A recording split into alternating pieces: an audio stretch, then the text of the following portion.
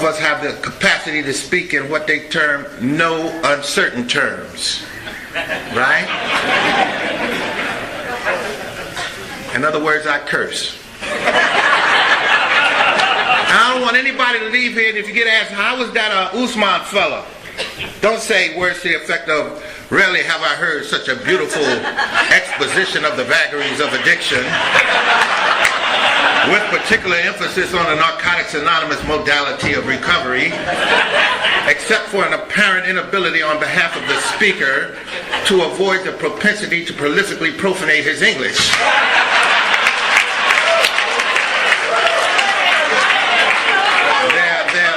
There will be times when I will be describing a very low-down stank disease in no uncertain terms, you know. And if you're confused about what no uncertain terms is, it's the difference between if you were asked, how's Ousmane doing in the hospital? Say, well, you know, his condition has been vacillating between guarded and critical. Or, how's Ousmane doing in the hospital? He's fucked up. Now, you understand that. Now, if you don't come and see me and I die, you can't be heard to complain because the person's going to tell you, I told you he's fucked up, man.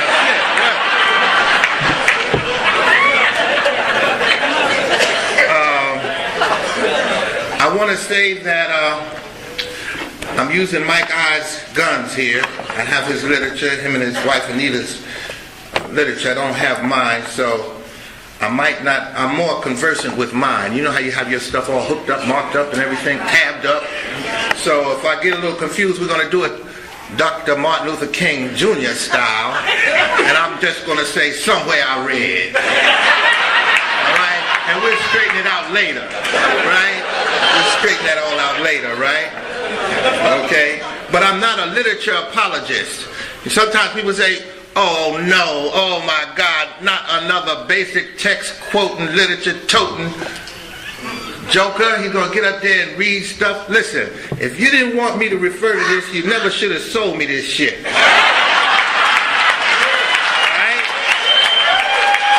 Right. There was a woman named Dot T, and she said, recovery is like sex. That's right. That's what she said. Recovery is just like sex. If you're not enjoying it, you ain't doing something right. So I'm about to have me a good goddamn time up here in Grapevine, Texas. I came a long way to get to Grapevine, Texas, so I don't know how to do this other than to really honestly try to the best of my ability to enjoy myself.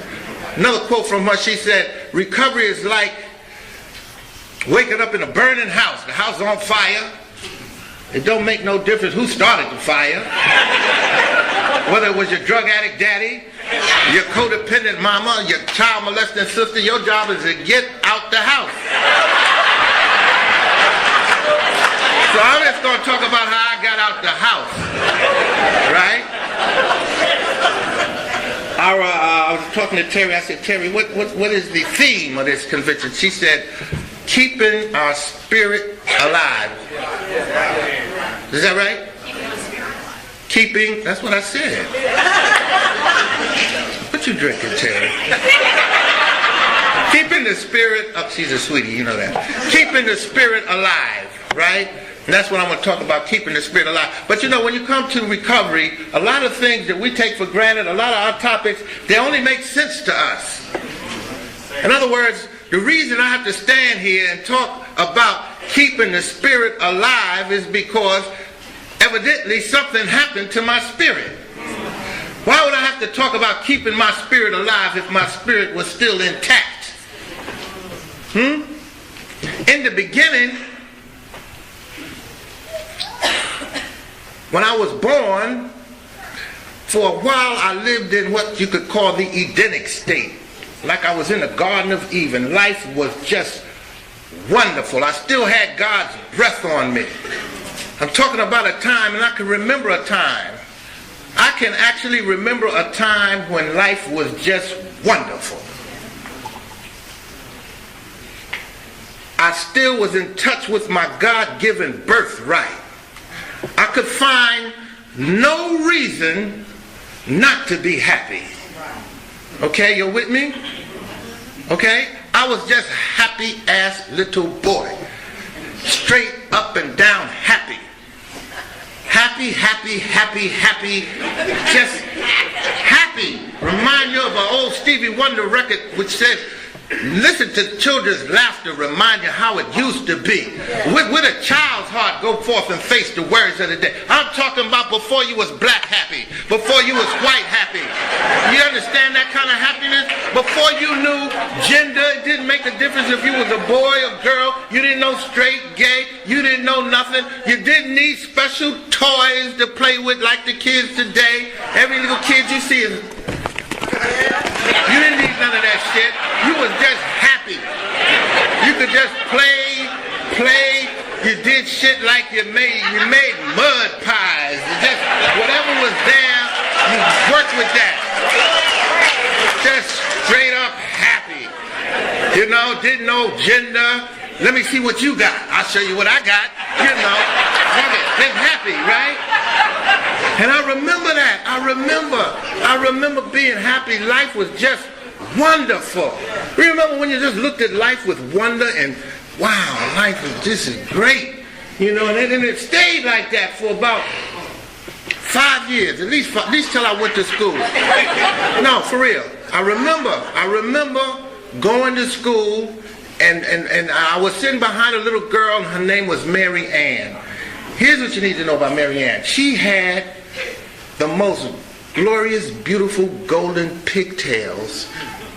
I had never seen that texture of hair in my home. And so,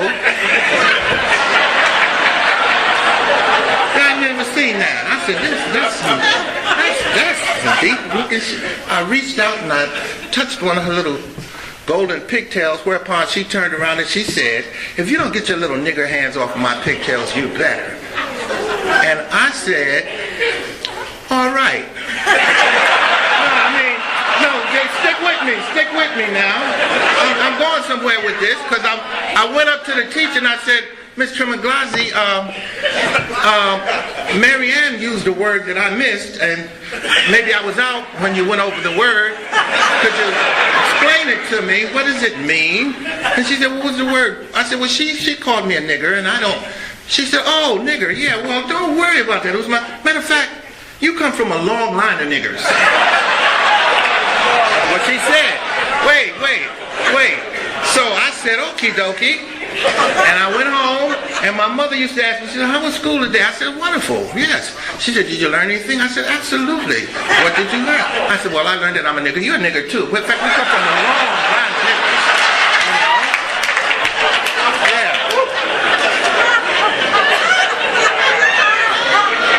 Now, I got a point. I'm trying to get to this point because this is my earliest recollection because that's when I got turned out. Right, that's right. Yeah. Now stick with this. This is a serious point I'm trying to make. That's when I got turned around. Yeah. That's when life stopped being wonderful. Because my mother said, oh, you know what? Maybe it's a good time to give you the facts of life. Yeah. So, all right, Mom. What are the facts of life? Well, you see, we're black. Okie dokie, black it is. Okay. Everybody looked all kind of different colors in my family. You know, we look like the UN or something. But she said, we are black. I said, okay, Mom, black it is. She said, and as a matter of fact, this is a broken home. I didn't know home was broke, but if you say so, okay. She says, and we live on the wrong side of the tracks. And while we're at it, we're poor. I said, Mom, this is too much information for my life. You know what I mean? I'm trying to be happy and shit. You know, you're putting all this stuff on me. I'm only 5. I don't know what to do with all of this. You understand what I'm saying? I'm talking about the birth of the disease of addiction. That's what I'm talking about because I'm talking about what happens to someone to where they, on a deep, down to the cellular level, buy into the notion that they're not enough. See, I picked up fantasy. And I remember I used to try to watch cartoons because we didn't have a whole lot going on back in the day. Little black and white TVs with cartoons, and I'd watch them and I get them all messed up, you know. If I watched Goldilocks and the Three Bears, I saw a B&E. In New Jersey, that's what we call a breaking and entering. Goldilocks broke into the Bear family house. She fucked up the furniture, right? And then she tried to hook her up something to eat, and she tried like the hot porridge and the cold porridge. Finally, she hooked up like this little porridge speedball, went upstairs and nodded out. That's how she got busted. True story. Snow White was a little skeezer on the host roll with 7 little tricks. Snoopy and Sneezy and Dopey, and she worked them all. Yeah. Yogi Bear was a rip-off artist with his little Coke and Spirit of Boo Boo. And he just went through the park and ripped off picnic baskets all day long. Wile E. Coyote gave new meaning to the second step. Some of you newer members are going to need that to marinate a little bit. So you give them some step work. And my favorite cartoon character was Popeye. I don't know. Listen, maybe it's because he had those big addict-looking arms or shit. You know? He looked like he couldn't get a good hit. You know, like he kept missing. And,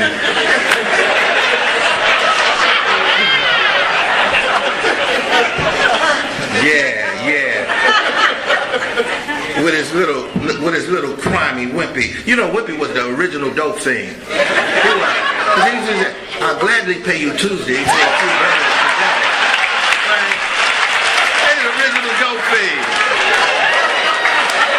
He was.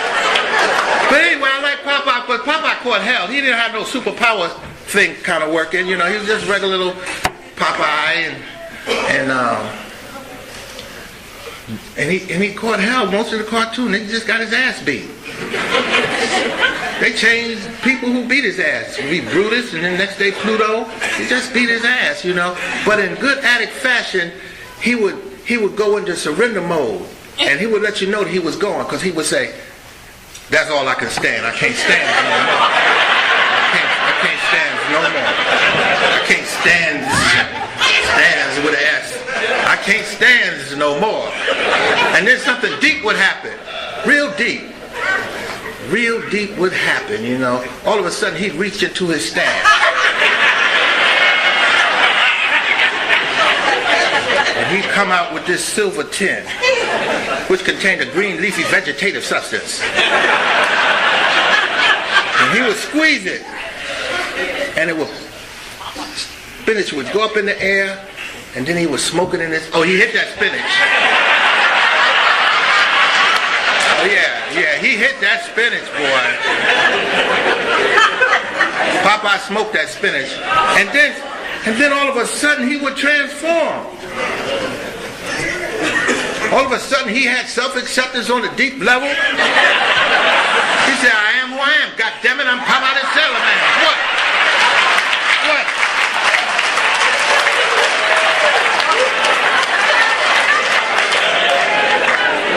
And he turned into like this little Rudolph Vasilino character. He turned a little skinny ass olive oil and said, "Well, blow me down."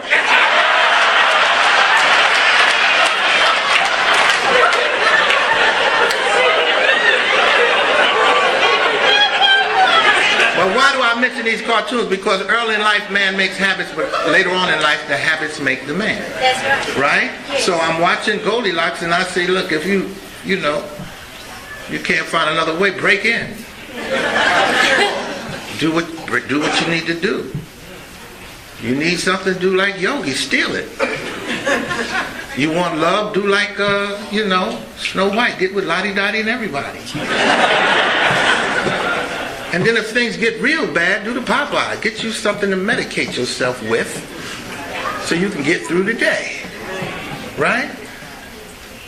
So when my spirit got broken, like it said here on page 3, I tried various means of trying to get it back. You know, I remember picking up comparison I came from a large family, and I used to like to play up the street at the Miller household because there was only Billy, his wife, his sister Gloria, and their parents. And I can recall playing with Billy, and his mother would say, "Ooh, you little boys, you've been playing very hard. Would you like me to fix you some lunch? Little Ousmane, are you hungry?" I said, "Hell yeah, Miss Miller." She said, "What would you like?" I said, "Get out of town." I remember running home. I said, Mom, you will not believe what they have up the street at the Miller household." And she said, "What, son?" I said, "Choices." She asked me if I wanted a cheeseburger, a tuna fish, a bologna and cheese. They got all kind of stuff up there. She said, "Boy, get out of here. Don't act like you don't have choices. You know you can have a peanut butter and jelly sandwich if you want. And if you don't want that, you can have a jelly with your peanut butter sandwich." But what you need to know, in my house, it wasn't like we had Skippy, Jiffy, Peter Pan. We didn't have any brand name nothing. We had a great big silver tub, oil tanker size, industrial strength size peanut butter. You understand what I'm saying?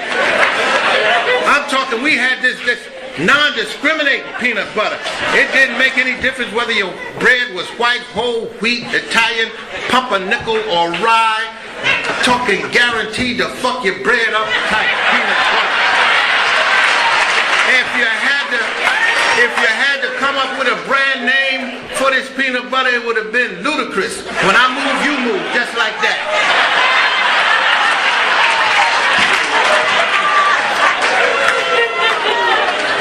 That's a great big oil tanker sized thing of peanut butter.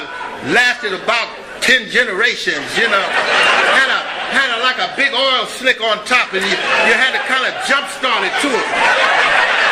Some kind of spreadable consistency type peanut butter.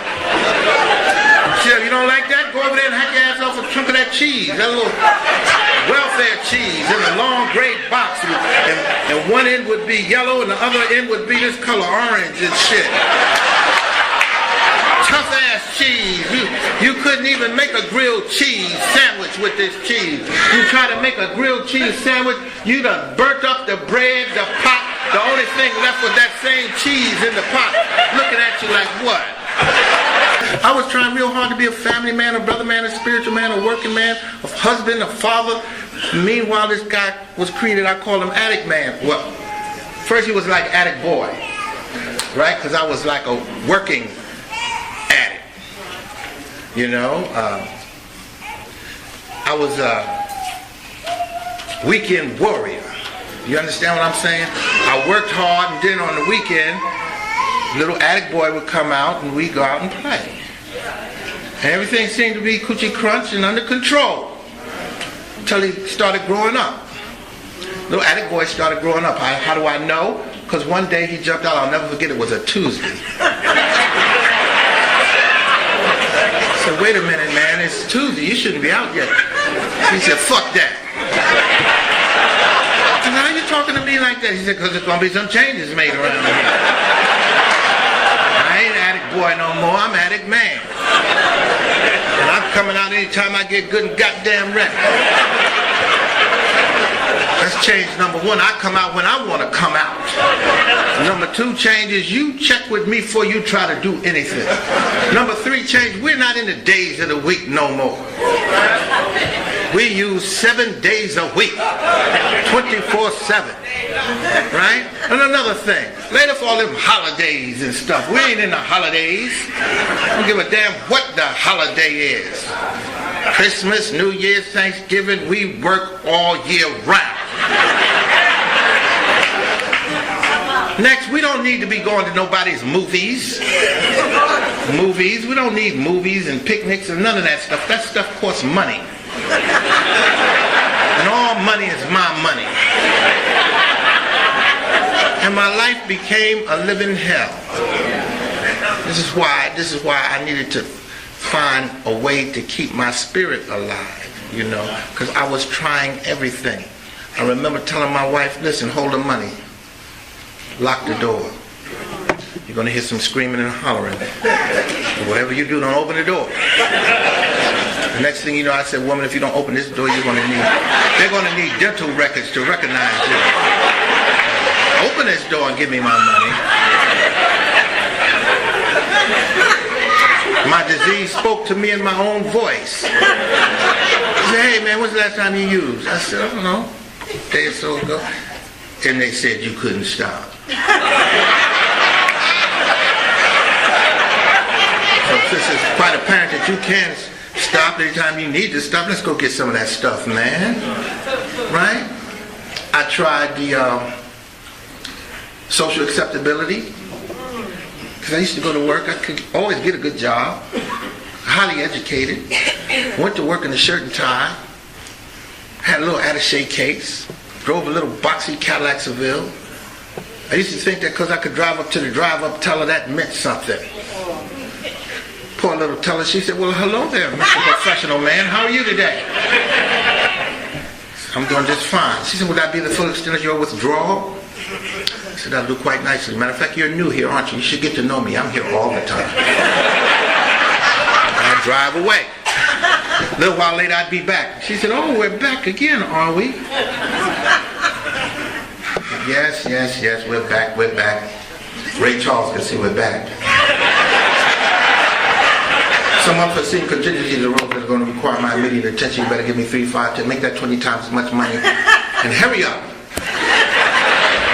You see, I'm in a hurry. Now listen to the progression. With 20 times as much money, I'd be back in 1/20th of the time. The only difference is now my tires all crooked. My high beams are on. And for some reason, my jaw has a life of its own.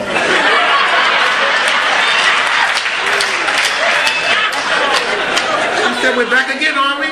Yes, we're back. We're back to see we're back. She said, oh, is there anything else we can do for you? I said, yeah, lean over here, let me tell you what you do. Just do your motherfucking job. That's what you can do. Asking me, am I having a nice day? Hell no, I ain't having a nice day. Don't you know you can't even find decent people to get high with anymore? Used to be you could fix your sit down, go to the bathroom, take a piss, and come back, your shit still be there. Now you can't do that anymore. Everybody got these long-ass, curly, picky fingernails, scooping your shit up. You can't even take a piss no more. Hell no, I ain't having a good time. Who trained you anyway? Don't you see me taking all my motherfucking money out of here? Where's your supervisor? Shit, this is bullshit.